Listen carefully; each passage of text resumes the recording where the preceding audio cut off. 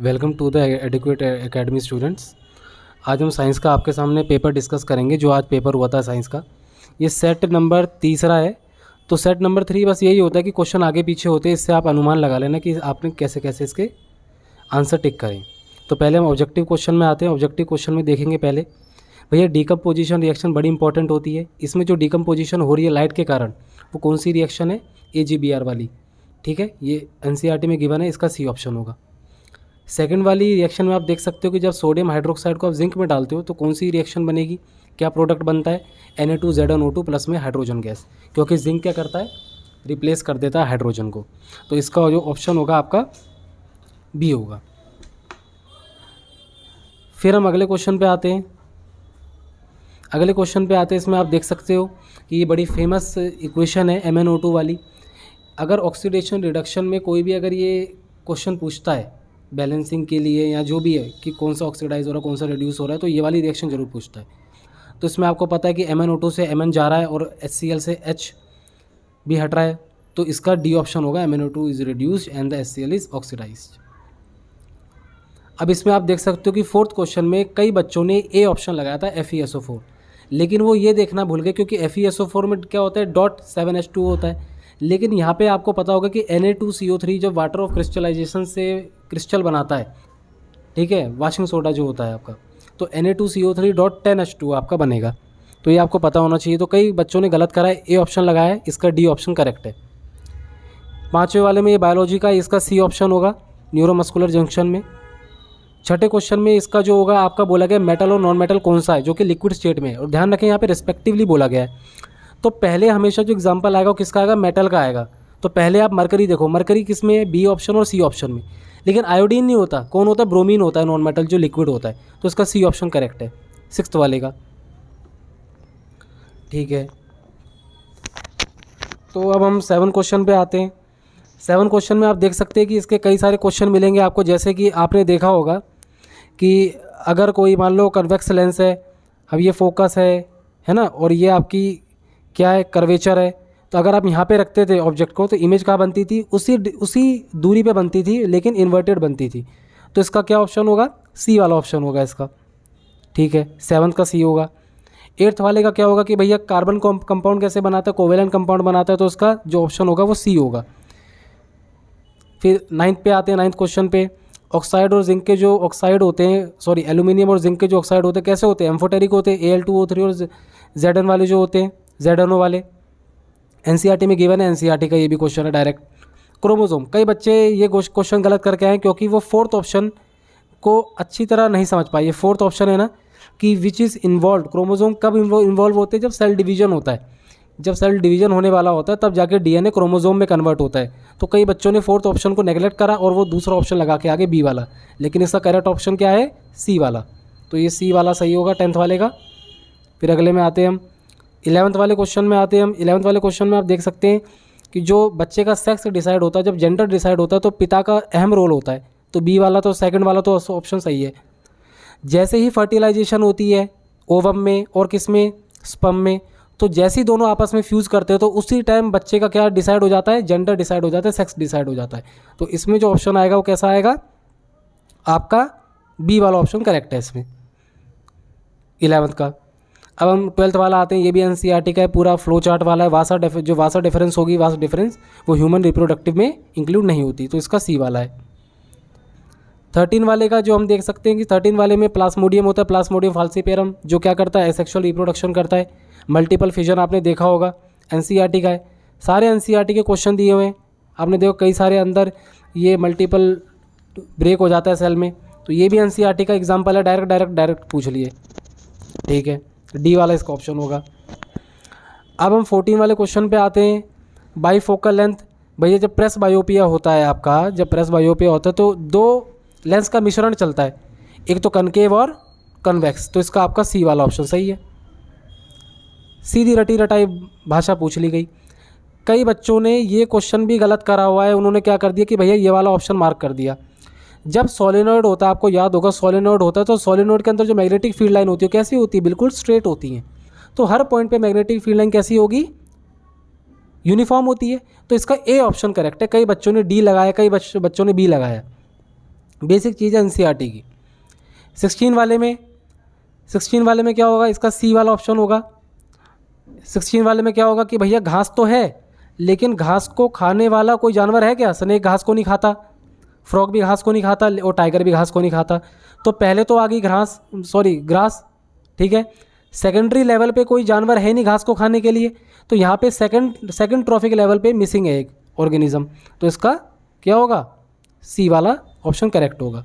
चलिए फिर assertion reason में आ जाते हैं। यहाँ पे हम देख सकते हैं कि रेनबो, इसका ये वाला भी करेक्ट है, ये वाला भी करेक्ट है और ये वाला भी करेक्ट है। नहीं, ये रॉन्ग है आपका। जो रेनबो होना चाहिए वो कैसा होना चाहिए, पीछे की तरफ होना चाहिए, तब जाके आपका रेनबो अपीयर होगा, ठीक है। तो आपका इसमें जो होगा A is true and R is false, ठीक है।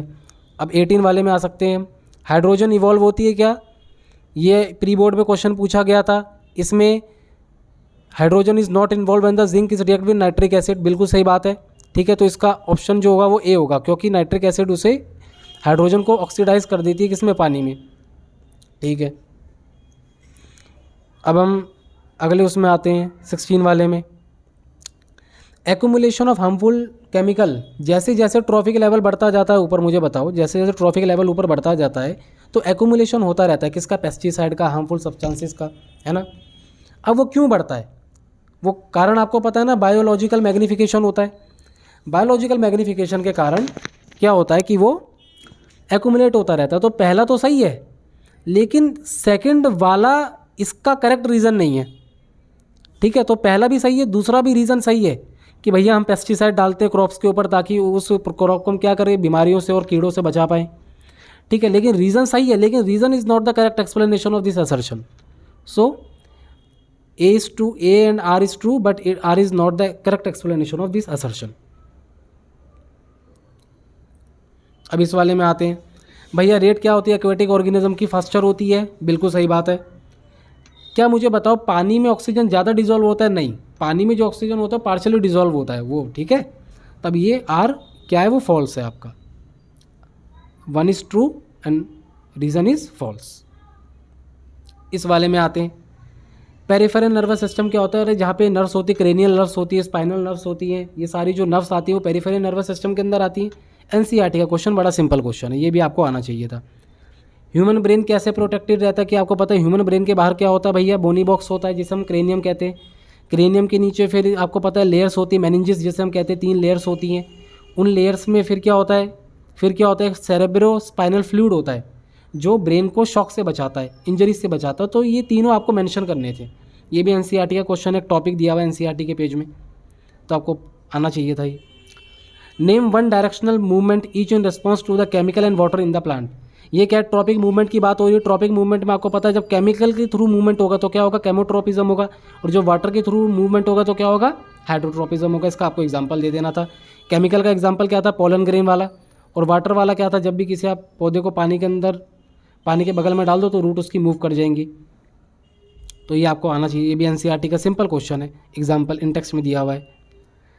हर्बीवोर के पास लॉन्गर इंटेस्टाइन क्यों होती है, बिल्कुल डायरेक्ट एनसीईआरटी का क्वेश्चन है। अगर एनसीईआरटी से बाहर जाओगे तो आपको दिक्कत होगी। ये क्वेश्चन भी, उनके पास लॉन्गर इंटेस्टाइन क्यों होती है, क्योंकि वो ज़्यादा फाइबर का खाना खाते हैं, इसलिए उस फाइबर को पचाने के लिए longer intestine is needed more than the carnivorous animal.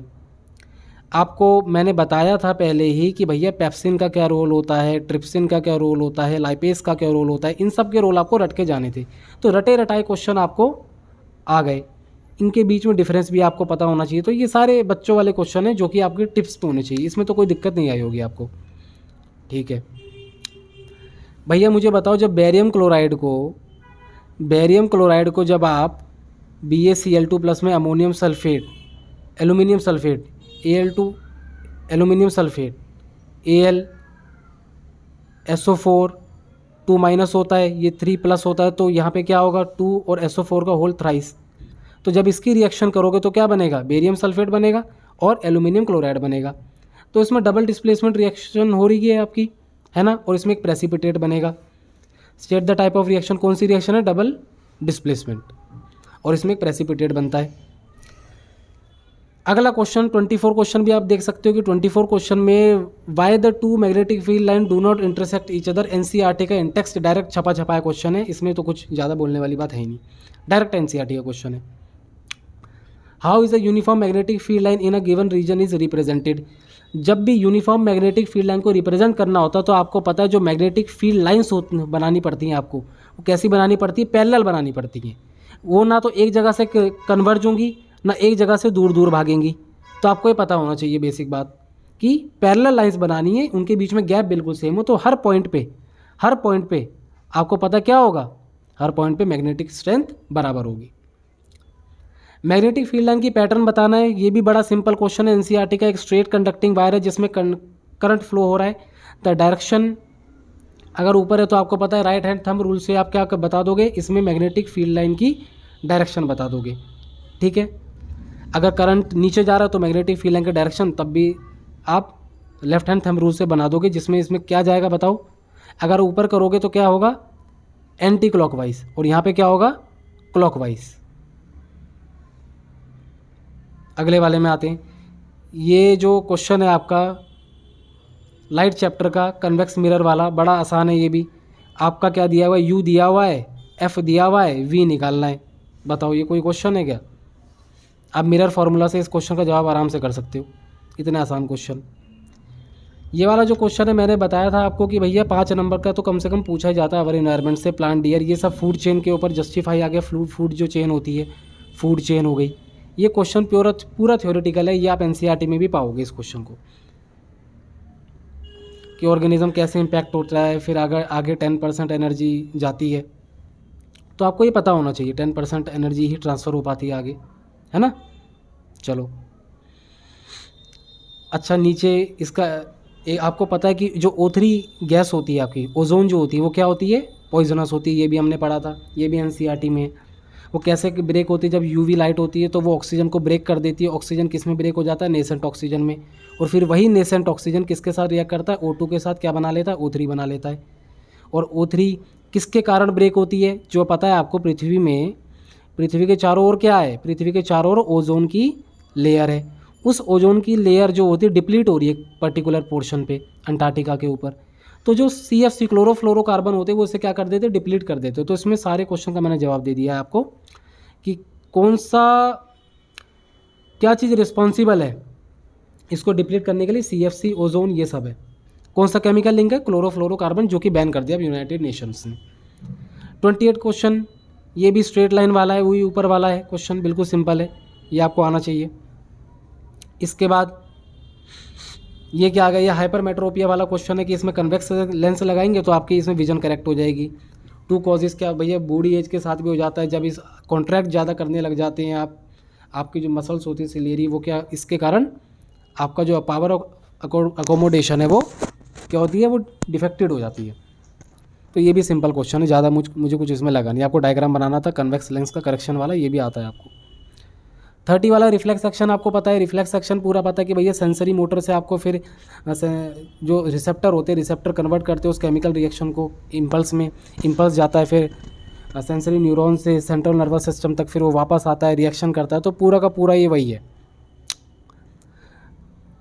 ये पूरा का पूरा क्वेश्चन वही है, एनसीईआरटी बेस्ड ही है, इसमें कुछ ज़्यादा बताने को कुछ है नहीं, सिंपल क्वेश्चन आए हैं। ये क्वेश्चन थोड़ा मेरे को बढ़िया लगा पैराग्राफ में से कि 3 चैम्बर हार्ट किसके होते हैं भैया, एम्फीबियन और जो वर्टिब्रेट होते हैं उनके 3 चैम्बर हार्ट पाए जाते हैं। और हाँ, उनके पास 3 चैम्बर हार्ट क्यों होते हैं, क्योंकि पहली बात तो जितने भी एम्फीबियन है, जैसे ये सब हो गए आपके जो रेंगने वाले सुस्त जानवर हैं, रेंगने वाले जो जानवर होते हैं, इनका आप देखोगे कि मेटाबॉलिज्म काफ़ी लो होता है। और मेटाबॉलिज्म लो होने के साथ साथ ये अपनी स्किन के थ्रू भी ऑक्सीजन को क्या करते हैं, अपनी बॉडी के अंदर ले लेते हैं। तो इसी कारण से इनके 3 चैम्बर हार्ट होता है। तो वर्टिब्रेट आपको ये लिखना था, एम्फीबियंस। लिम्फ के 2 फंक्शन है, आपको पता है, एक्स्ट्रा सेलुलर फ्लूइड होता है। लिम्फ के 2 फंक्शन क्या होते हैं, ये प्रोटीन और जो इंपॉर्टेंट विटामिन होते हैं उनको पूरी बॉडी तक पहुंचाते हैं, और जो उस फ्लूइड में जो माइक्रो ऑर्गेनिज्म होते हैं ये उन्हें भी मारते हैं। तो टॉक्सिक सब्सटेंस को मारने का और प्रोटीन और इन सब चीज़ों को पूरी बॉडी में पहुँचाने का काम करते हैं ये। अगले वाला क्वेश्चन, ये जिप्सम वाला आ गया, आपको पता है प्लास्टर ऑफ पेरिस वाला आ गया। जैसे जिप्सम को हीट करेंगे तो क्या बन जाएगा, प्लास्टर ऑफ पेरिस बन जाएगा। कॉमन नेम आपको पता ही है, केमिकल नेम आपको पता है, केमिकल नेम इसका CaSO4.12H2O। केमिकल रिएक्शन आपको पता है, इसका यूजेस 2 यूजेस पता है, इसको आप प्लास्टर के लिए यूज़ कर सकते हो, ठीक है, और कोई भी स्कल्पचर बनाने के लिए यूज़ किया जा सकता है इसको। डीकम्पोजिशन रिएक्शन बड़ी फेवरेट है एग्जामिनर की, बार बार यही पूछा जा रहा है। लेड नाइट्रेट को जब इसको हीट करोगे, ये एक्टिविटी वाला क्वेश्चन है, ये मैंने करवाया भी था। लेड नाइट्रेट को जब आप हीट करोगे तो लेड ऑक्साइड बनेगा, NO2 बनेगा, प्लस में ऑक्सीजन बनेगा। तो ये केमिकल रिएक्शन आपको पूरी शो करनी थी। ये भी बड़ा सिंपल क्वेश्चन है, NCERT का गिवन क्वेश्चन है। इलेक्ट्रोलाइटिक डीकम्पोजिशन ऑफ वाटर, मतलब ये भी डीकम्पोजिशन रिएक्शन की बात कर ली। ये क्या रिएक्शन है? Decomposition. Decomposition of what? Water की। अच्छा, वाटर की डीकम्पोजिशन कैसे हो रही है? इलेक्ट्रोलाइटिक डीकम्पोजिशन, बिजली की मदद से वाटर को तोड़ा जा रहा है और हाइड्रोजन गैस और ऑक्सीजन गैस निकलेगी, हाइड्रोजन कैथोड में और ऑक्सीजन एनोड में। अब बोला मास का रेशो बताना है। मास का रेशो, मास का रेशो मतलब ये हुआ कि जो ऑक्सीजन का मॉलिक्यूलर मास है और जो हाइड्रोजन का मॉलिक्यूलर मास है, मॉलिक्यूलर नहीं मास, मास रेशो, मॉलिक्यूलर मास मान लो, तो इनके मॉलिक्यूलर मास का रेशो करना है। जैसे ऑक्सीजन का 16 होता है, और 16 के 2 मॉलिक्यूल हैं और रेशो में हाइड्रोजन का 2 होता है, तो 2 से 2 कटा, 1:16 मान लो, 16:1 मान लो, जैसे भी पूछा है आपसे। अगले क्वेश्चन पे आते हैं, सेक्शन डी का बोलेगा state whether the current and potential difference all the bulb is same और डिफरेंट व्हेन द, अगर 3 बल्ब को अगर आप सीरीज़ में लगा दोगे तो क्या होगा बताइए। जब सीरीज़ में लगाओगे तो क्या होगा? ये बिल्कुल वही सीरीज़ वाला कॉम्बिनेशन है भैया। बल्ब को आपको कैसे तो ट्रीट करना पड़ेगा, एक रेजिस्टेंस की तरह, पावर ऐड हो जाएगी। अगर पैरेलल में होगा तो क्या होगा? पावर इसकी 1/1 हो जाएगी। अच्छा, इसमें आपको क्या लेना, बल्ब को क्या ट्रीट करना है? रेजिस्टेंस की तरह ट्रीट करना होता है, ठीक है, रेजिस्टेंस की तरह ट्रीट करना होता है आपको इसमें। और different voltage connected in series, इसमें कुछ ज़्यादा थ्योरेटिकली क्वेश्चन है, थ्योरेटिकल क्वेश्चन है। मैं तो कहूँगा कि अगर आपने इसको अवॉइड ही करा इस क्वेश्चन को, क्योंकि क्या होता है आप इसमें डिस्क्रीट नहीं लिख पाएंगे। 5 नंबर का क्वेश्चन है, 5 नंबर के क्वेश्चन में आपने थ्योरी पकड़ ली तो गया काम आपका। इससे आसान क्वेश्चन, हाँ न्यूमेरिकल किया जा सकता है, ये वाला ये बड़ा आसान न्यूमेरिकल है, लेकिन इसमें आपको दिक्कत हो सकती है क्योंकि आप पावर को रेजिस्टेंस में कन्वर्ट करोगे, फिर उसके हिसाब से आंसर दोगे सीरीज़ और पैरेलल कॉम्बिनेशन में, तो दिक्कत आ सकती है। अगर इसका जस्ट अल्टरनेटिव क्वेश्चन देखें हम और वाला, तो इसमें ये NCERT में क्वेश्चन दिया हुआ है कि भैया स्कीमेटिक डायग्राम बनाना है। एक बैटरी है, वो 2 वोल्ट के सेल हैं आपके, ठीक है, 6 ओम का रजिस्टर है, 12 ओम का रजिस्टर है, 18 ओम का रजिस्टर और एक की है। उनको कैसे कनेक्ट कर दिया? कैसे कनेक्ट कर दिया? सीरीज़ में कनेक्ट कर दिया। तो बोला गया इलेक्ट्रिक करंट बताओ कि सप्लाई कैसे होगा। अब मुझे आपको, अगर आपको इसमें सर्किट बनाना आता है, सर्किट आपको इसमें बनाना आता है, सर्किट इसमें बनाना आता है तो आपके बल्ले बल्ले है। अगर नहीं आता तो आप इसमें भी डूब गए। तो इलेक्ट्रिसिटी के थोड़े बढ़िया लेवल के आपको क्वेश्चन देखने को मिले, ठीक है। तो बैटरी 6 बैटरी है, बैटरी ऑफ 6 2 वोल्ट सेल, तो यानी कि 12 वोल्ट हो गया, 6 दूनी 12, और 6 ओम का रजिस्टर यहाँ पे है, 12 ओम का रजिस्टर यहाँ पे, 18 ओम का रजिस्टर यहाँ पे। तो ऐसे ऐसे आपको कर देना। फिर इलेक्ट्रिक करंट पूरा आपको सर्किट में बनाना है। पहले आप पूरा कंबाइंड रेजिस्टेंस निकालोगे, कंबाइंड वोल्टेज लोगे और फिर कंबाइंड आपका करंट भी निकल जाएगा। बड़ा सिंपल है। पोटेंशियल डिफरेंस, पोटेंशियल डिफरेंस बताना है भैया। 18 ओम के रजिस्टर में पोटेंशियल डिफरेंस कितना होगा वो आपको पता चल जाएगा आराम से। ये भी बेसिक की चीज़ है बिल्कुल यार, ठीक है, क्योंकि पैरेलल में तो वोल्टेज सेम होती है लेकिन सीरीज़ कॉम्बिनेशन में कनेक्टेड है। तो मुझे बताओ हर एक रजिस्टर में वोल्टेज अलग अलग होगी, करंट सेम होगा, तो आपको पता होना चाहिए, पोटेंशियल डिफरेंस निकल जाएगा। पावर कितनी कंज्यूम करी, पावर अगर आपको इसका वोल्टेज पता लग गई तो power is equal to V²/R से आप इसकी पावर भी निकाल सकते हो। वोल्टेज अगर आपने निकाल लिया 18 ओम वाले की और पावर आप निकाल दोगे, R पता है, V पता है, काम हो जाएगा, आपका काम खत्म। 5 नंबर आपकी जेब में फ्री के। होमोलोगस सीरीज़, बड़ा आसान क्वेश्चन। होमोलोगस सीरीज़ में आपको पता है गैप CH2 का होता है, बताने की कोई ज़रूरत नहीं, NCERT का क्वेश्चन है। बोला गया why is the melting and boiling point of the, ये हायर क्यों होता है? अरे भैया एक बताओ, जब बॉन्ड जितने ज़्यादा होंगे तो जितनी ज़्यादा एनर्जी लगेगी, जितने कार्बन है और कार्बन के बीच में बॉन्ड ही बढ़ रहा है तो उतनी एनर्जी भी तो देनी पड़ेगी बॉन्ड तोड़ने के लिए, तो melting point boiling point obviously बढ़ जाएगा। जैसे हायर होमोलोगस जो ग्रुप होता है उसमें बॉइलिंग पॉइंट ज़्यादा लगेगा in comparison to the lower homologous group of the same series. Second वाला भी आसान है। Why do we not see any gradation in chemical property of the homologous series? भैया कोई केमिकल प्रॉपर्टी में चेंज क्यों नहीं देखने को मिलता? अरे यार एक बात बताओ, आपका जो फंक्शनल ग्रुप है वो तो सेम है, तो फंक्शनल ग्रुप जब सेम है तो वो सेम किसी भी रिएजेंट से हर कोई ग्रुप मेंबर जो है वो सेम तरीके से तो रिएक्ट करेगा। अगर अल्कोहल को आप किसी दूसरे, मान लो सोडियम के साथ आपने रिएक्ट करवा दिया, प्रोपेनॉल का रिएक्शन करवा दी, मीथेनॉल की रिएक्शन करवा दी सोडियम के साथ, तो सोडियम सेम तरीके से क्या करेगा, हाइड्रोजन को रिप्लेस करेगा सेम तरीके से। तो इसमें इसलिए हमें कोई चेंज नहीं देखने को मिलता। थर्ड वाले में एल्डिहाइड का स्ट्रक्चर, ये भी बड़ा आसान क्वेश्चन, बहुत 3 कार्बन बनाने थे। कीटोन की बात करता है तो बीच में ऑक्सीजन और यहाँ पे 3 हाइड्रोजन बना देते, बन जाता आपका कीटोन। एल्डिहाइड की बात आई, आपको 3 कार्बन दोबारा बनाने थे, 3 कार्बन बनाए, ये बड़ा आसान है, 3 हाइड्रोजन यहाँ लगाए, 2 हाइड्रोजन यहाँ लगाए, और क्या है एल्डिहाइड है, CHO और O और यहाँ पे H आ गया, तो ये CHO 1 3 2 5 और 1 6 एल्डिहाइड कीटोन का ही बन गया। बड़ा आसान क्वेश्चन। ये तो और भी आसान क्वेश्चन है भैया, आपको कंपाउंड का नाम बताना है जिसके एंड में ओल होता है। ये NCERT की रिएक्शन है, अगर आपने नहीं करा तो आपने बहुत बड़ी गलती करी। इसमें क्या होगा, इथेनॉल होगा, ठीक है, इथेनॉल आपको पता ही इथेनॉल होगा इसमें। फिर उसके बाद जब आप इथेनॉल को हीट करते हो किसके साथ, सल्फ्यूरिक एसिड का, पता है आपको सल्फ्यूरिक एसिड कौन होता है, सल्फ्यूरिक एसिड डिहाइड्रेटिंग एजेंट होता है। वो क्या करता है, पानी का मॉलिक्यूल निकाल लेता है और उसे किस में कन्वर्ट कर देता है, अनसैचुरेटेड कंपाउंड में, इथीन में। तो आपको केमिकल रिएक्शन बनानी थी। NCERT पेपर, NCERT का पूरा पेपर था। अगर इसके अलावा आपने स्टडी मटेरियल, सैम्पल पेपर कुछ भी पढ़ा है तो आपने अपना पेपर बिगाड़ा और कुछ नहीं करा, उस समय भी बर्बाद करा है। इलेक्ट्रॉन डॉट स्ट्रक्चर, मैंने आपको बताया था कि इलेक्ट्रॉन डॉट स्ट्रक्चर किसका बनाना होगा, इथीन का बनाना पड़ेगा, क्योंकि इसमें क्या बन रहा है भैया, C2H5OH से क्या बनेगा, CH2C2H4 ही तो बनेगा। तो C2H4 का जो आपको बनेगा, ऐसे गलत बना दिया मैंने थोड़ा, 1 मिनट, हाँ ऐसे बनेगा ना। अब ये जो आपके चेन्स हैं यहाँ पे आपको हटा के क्या बनाने थे, इलेक्ट्रॉन बनाने थे, दो डॉट डॉट डॉट डॉट बना के आपका इलेक्ट्रॉन डॉट स्ट्रक्चर बन जाता। काफ़ी आसान चीज़ें पूछी हैं इनने। कॉन्ट्रासेप्टिव मेथड पूछ ले कि भैया ह्यूमन फीमेल किस कौन से मेथड टेक्निक का इस्तेमाल करते हैं जिससे को प्रेगनेंसी को अवॉइड कर सकें। एक मैकेनिकल मेथड भी होता है, सर्जिकल मेथड भी होता है। मान लो ट्यूबेक्टोमी करवा ली उन्होंने, ट्यूब्स को बंधवा दिया, लेकिन क्या हो, सर्जरी अगर फेल हो गई तो हेल्थ में दिक्कत आ सकती है। कॉन्ट्रासेप्टिव डिवाइसेस जैसे कि और कोई हो गए, जो पिल्स लेती है वो, अगर कोई भी फीमेल प्रेगनेंसी को अवॉइड करने के लिए अगर वो पिल्स लेती जा रही है हर प्रेगनेंसी में, तो वो क्या करेगी, पिल्स उसके हार्मोन को अफेक्ट करेगी। उसका जो हार्मोन का साइकिल है, मेंस्ट्रुअल साइकिल है, ब्लीडिंग साइकिल है, उसको अल्टर हो सकता है due to the abnormalities in the flow of hormones. तो कॉन्ट्रासेप्टिव मेथड के आपको साइड इफेक्ट ही बताने थे और 3 कॉन्ट्रासेप्टिव मेथड ही बताना था।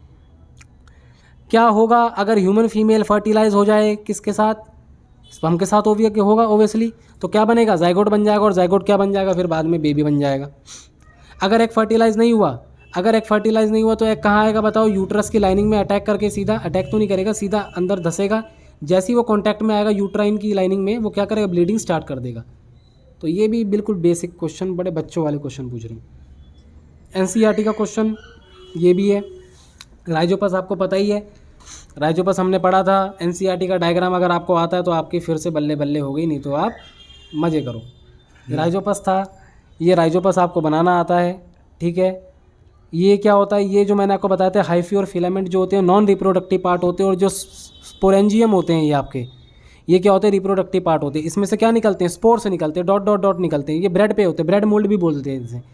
तो क्या करते हैं, स्पोर जब बर्स्ट होते हैं तो जहाँ पे भी ये बैठ जाएंगे वहाँ से क्या निकलने लग जाएगा, वो काई हरी हरी जो देखते हैं आप ब्रेड के ऊपर, वाइटिश जो होती है, थोड़ी ग्रीन लगती है कभी कभी, तो उगने लग जाती है। तो reproductive part, non reproductive part भी आपने मेंशन कर दिए। ये ड्राई स्लाइस ऑफ ब्रेड पे क्यों नहीं ग्रो करते, अरे क्योंकि भैया राइजोपस को ग्रो करने के लिए सूटेबल इन्वायरमेंट चाहिए, कंडीशन चाहिए, पानी चाहिए, टेम्परेचर चाहिए। तो उन कंडीशन का कौन ध्यान रखेगा, ये सब भी NCERT में मेंशन है। ये बिल्कुल बेसिक क्वेश्चन। एक और पूछ रहा है हाइड्रा वाला, हाइड्रा को तो बच्चा ही बता देगा क्या होता है, बडिंग होता है, इसमें कुछ ज़्यादा बात है नहीं। अब ये थोड़ा क्वेश्चन मुझे दम लगा इसमें, थोड़ा इसमें मज़ा आ रहा था मुझे क्वेश्चन को, ये ऐसे क्वेश्चन आने चाहिए पेपर में, ये कंसेप्ट होता है। मेंडल का आ गया। मेंडल का आपको पता है, मेंडल का काफ़ी फेमस क्रॉस था, मोनोहाइब्रिड को डाईहाइब्रिड को। बोला गया मेंडल ने जब क्रॉस कराया पी प्लांट को, प्योर टॉल प्लांट को और प्योर शॉर्ट प्लांट को, तो क्या कैरेक्टरिस्टिक थी F1 प्रोजेनी की। अरे भैया मोनोहाइब्रिड क्रॉस में आपको पता है लॉ ऑफ डोमिनेंस और लॉ ऑफ क्या मिलता है, लॉ ऑफ डोमिनेंस और लॉ ऑफ सेग्रीगेशन। तो ये देखा गया कि जैसे प्योर टॉल प्लांट हो तो सारे जो जितने भी संतानें थी वो सारी की सारी कैसी थी, लंबी थी। अगर प्योर लंबा प्लांट और प्योर छोटे प्लांट की ब्रीडिंग करवाई तो सारी की सारी F1 जनरेशन में जो पीढ़ी निकली वो सारी की सारी लंबी थी। अब बोला गया right the one difference between the dominant और रिसेसिव ट्रेट। अरे भैया डोमिनेंट ट्रेट क्या कौन होता है, कैपिटल टी वाला ये डोमिनेंट ट्रेट होता है और स्मॉल टी वाला रिसेसिव होता है। ये क्या करता है, इस ट्रेट को क्या करता है, इसके इफेक्ट को सप्रेस कर देता है। यानी जो कम हाइट का ट्रेट होता है, ये कम हाइट जो रिस्पॉन्सिबल होता है वो कम हाइट ये होने नहीं देता अपनी प्रेजेंस में, तो डोमिनेंट ट्रेट होता है। और रिसेसिव क्या होता है, रिसेसिव हमेशा जब दोनों ट्रेट रिसेसिव हों तभी जाके जो हाइट आएगी पौधे की वो क्या आएगी, शॉर्ट आएगी। लेकिन अगर किसी भी केस में स्मॉल टी के साथ गलती से एक टी भी आ गया तो प्लांट लंबा हो जाएगा, छोटा नहीं होगा, तभी वो डोमिनेंट है। ये डाई हाइब्रिड क्रॉस आ गया, इसमें देखो दो ट्रेट देख सकते हैं, एक राउंड और येलो। बिल्कुल सिंपल क्वेश्चन दे रहा है, रिंकल येलो। इसमें बोला गया कि भैया आपने कौन सा मेथड F2 जनरेशन को बनाने के लिए करा, कुछ नहीं करा, इसका लॉ सेग्रीगेशन करा, फिर लॉ ऑफ, इससे हमें पता चलता है इंडिपेंडेंट असॉर्टमेंट। आपको 4 प्रकार के अलग अलग पौधे मिले, या ये NCERT का डायग्राम है बिल्कुल बच्चों वाला। ये देख लेते हैं एक बार। It is possible that a trait is inherited but may not be express. बिल्कुल सही बात है यार। मुझे एक बार बताओ, जो स्मॉल टी होगा आपका, स्मॉल टी इनहेरिट तो हो गया लेकिन एक्सप्रेस वो नहीं कर पा रहा। क्यों नहीं कर पा रहा, अगर उसके साथ एक कैपिटल टी भी है। तो ये आपको एग्जांपल देना है, वही डोमिनेंट रिसेसिव वाला। ये क्या है, ये क्वेश्चन तो बड़ा सिंपल है भैया। इसमें बोला गया है कि फोकल लेंथ है 20, फोकल लेंथ है 15, फोकल लेंथ है 30। ठीक है जी। ऑब्जेक्ट को 45 पे रख दिया, यानी फोकल लेंथ को ऑब्जेक्ट को कहाँ रखा गया, फोकल लेंथ के बिल्कुल दूर, मतलब कर्वेचर के भी पार रखा गया, कर्वेचर के पार रखा गया। और दूसरे केस में 15 है फोकल लेंथ और ऑब्जेक्ट को कहाँ रखा गया, 30 पे, यानी कर्वेचर पे रखा गया। और तीसरे केस में अगर फोकल लेंथ 30 है तो यानी फोकल के अंदर रखा गया। तो बोला गया in which of the above cases will form